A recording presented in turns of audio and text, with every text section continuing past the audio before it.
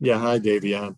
Uh, I wondered what teams you worked out for with the NBA and what sort of feedback you got from NBA people. You kind of skipped out the first part. Could you ask that one more time, Jerry? Oh, I'm sorry.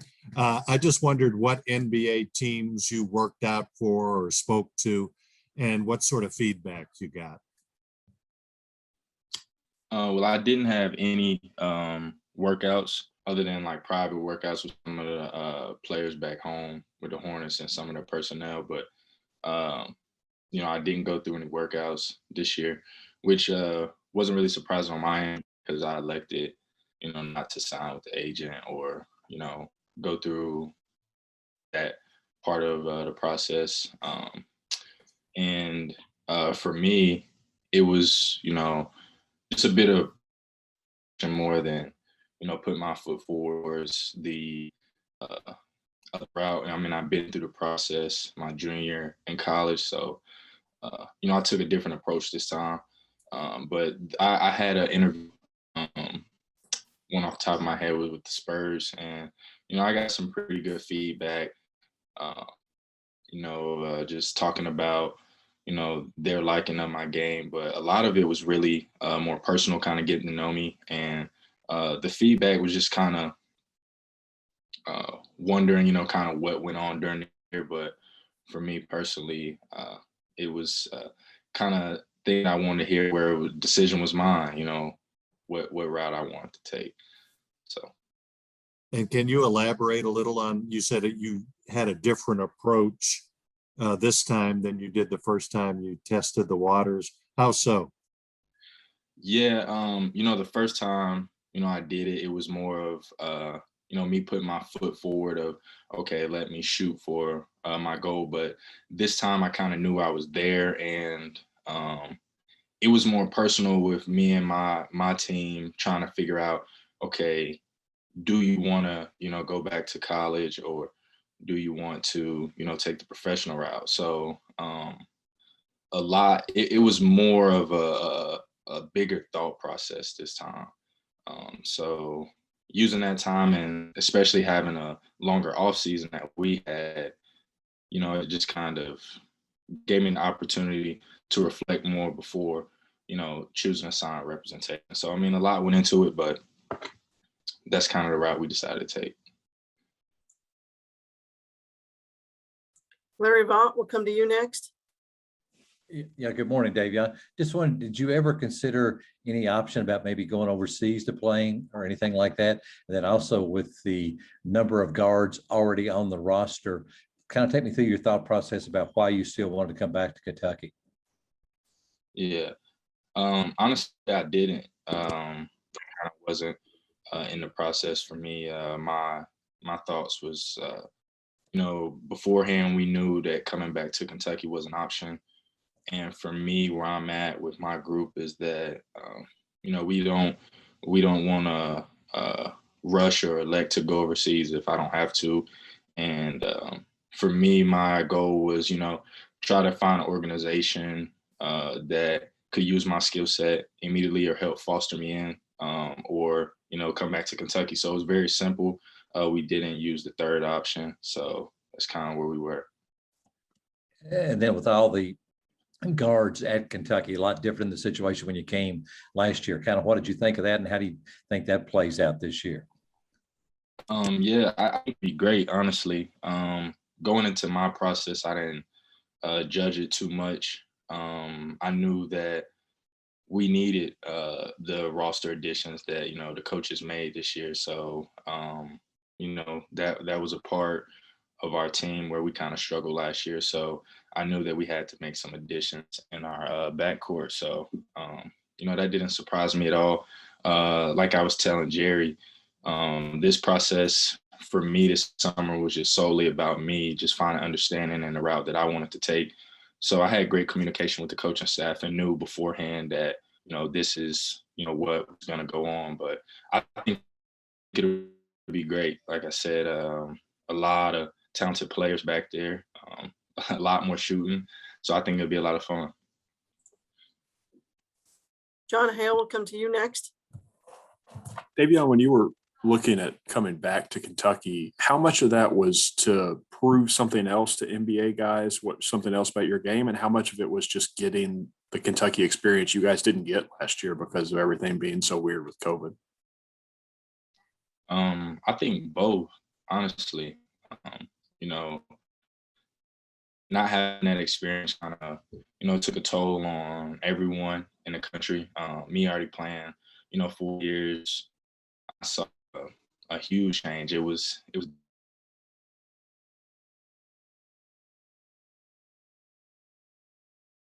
the fun out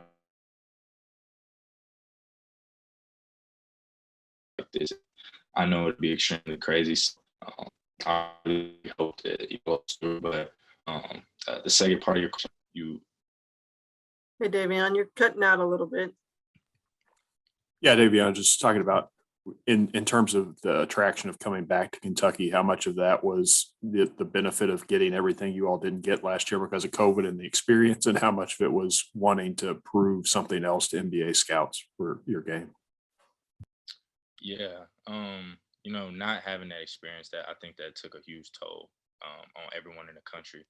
But having a fan base like UK, I mean, that can change a lot of things. Having that group of support behind you for one more year, I think that took that took a huge part in the decision. But also proving to the NBA scouts that I understand that I'm a late bloomer. I understand that my game is only so just proving that one more time and proving I can go out as a winner. That I feel like that's a great opportunity.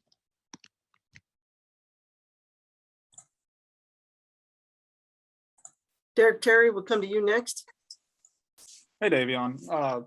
This year's team kind of a polar opposite from last year. Last year's team was obviously very young, a lot of freshmen, whereas this year's team at this point is only going to have 3 freshmen and a lot of experienced guys. But how beneficial do you think that will be? And for you, obviously, one of your big roles last year was to provide some out leadership, but this year it seems like there will be some more guys around to help out with that. So just kind of how do you see yourself playing to that role next season? I think it's very unique.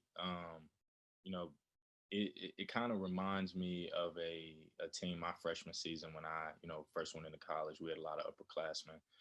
Not to this degree where you have guys coming in from a lot of places, but I think that experience factor is going to be huge, and it's going to pay off for this team. It was extremely, different than last year, like you said, where we had a lot of new guys coming in. Although these are new guys, these are guys that have seen different things throughout their time and played at high levels already. So I think that it'll be extremely fun. I think it'll be extremely competitive, and I think it's just going to be a good culture to be a part of. As we try to go down that road and win a lot of games. John Clay will come to you next. Hey, Davion, just real quick, I'm sorry. Is there a light in the room that you're in that you could possibly turn on? Boom. Thank you.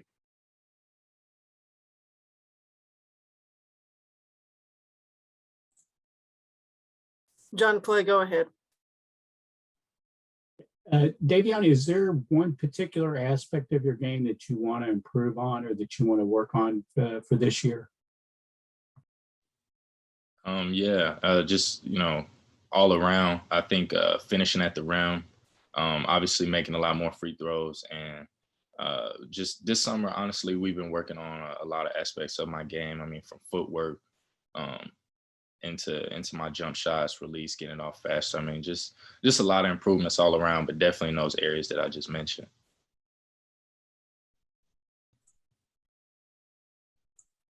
Larry Vaught will circle back to you. Davion, when you talk about this season coming up, I know you've been around some of the guys now, kind of what has impressed you about some of the players coming in, and how do you think you're going to mix with all these guys? Well, I haven't had the opportunity to be around the guys in person, but other than like stalking the Kentucky social media page, Okay. I think that I'm super impressed with their ability to kind of mesh, and it seems like they've, are bonding super quick. And aside from, skill set, just looking at the off the court activities that, they've been allowed to do this year. I mean, it just looks great. The atmosphere, just the guys able to bond and already feel like a brotherhood. That's really what has impressed me so far. But I mean, I'm looking forward to it. It's a lot of different skill sets being meshed into one team. So I don't know. It just looks like the place to be right now.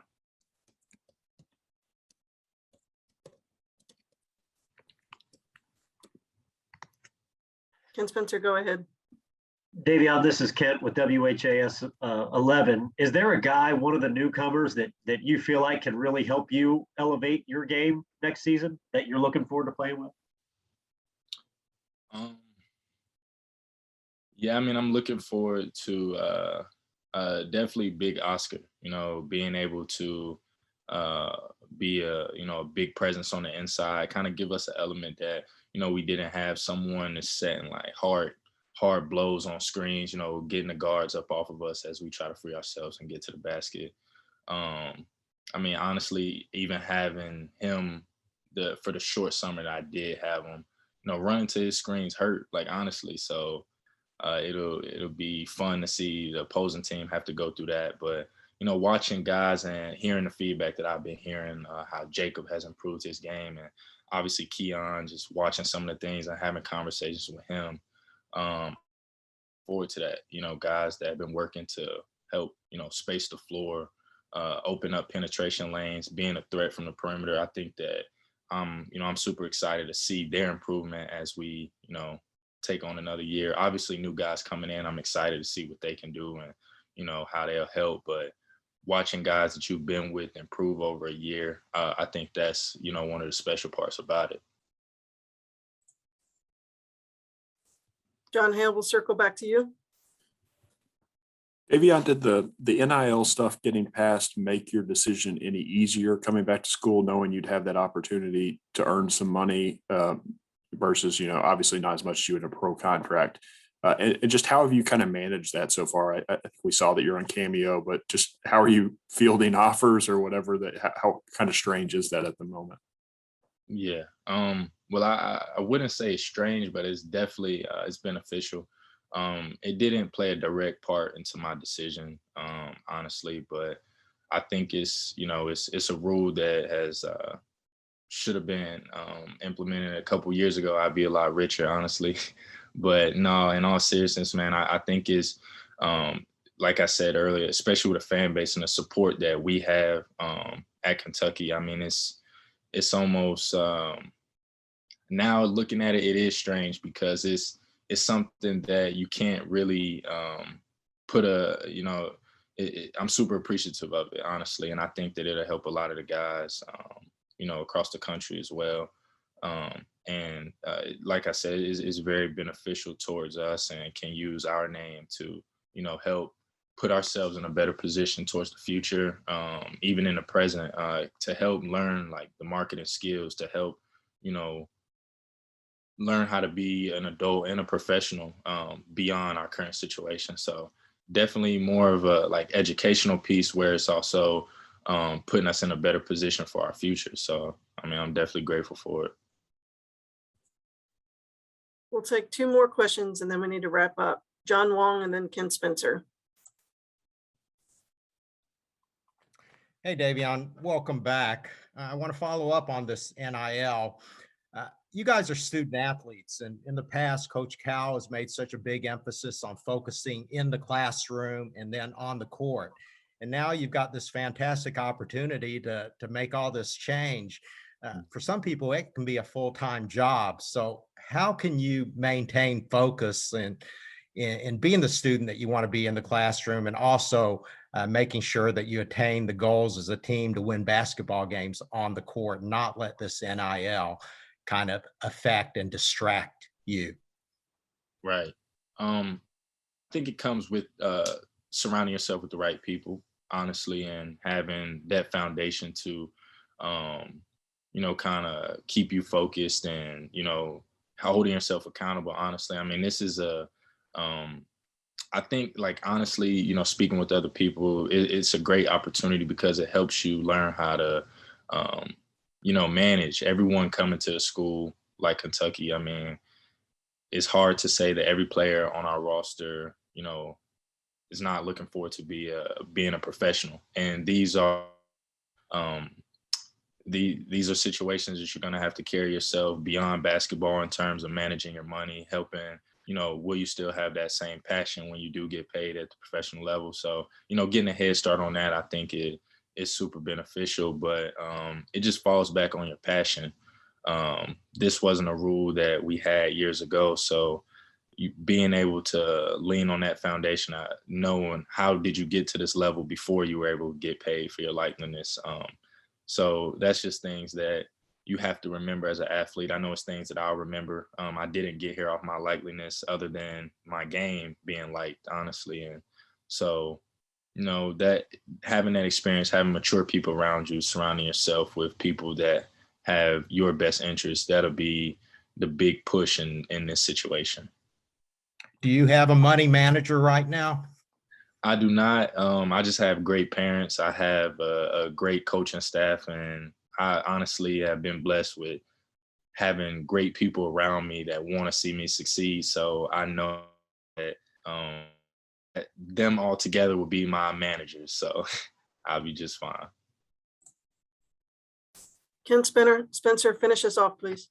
Yeah, Davion, you guys have a good amount of guys back from last year's team that struggled. There's always a motivation, but is there a little maybe extra motivation with you guys? Have you guys talked about it to make sure that this thing gets going in the right direction?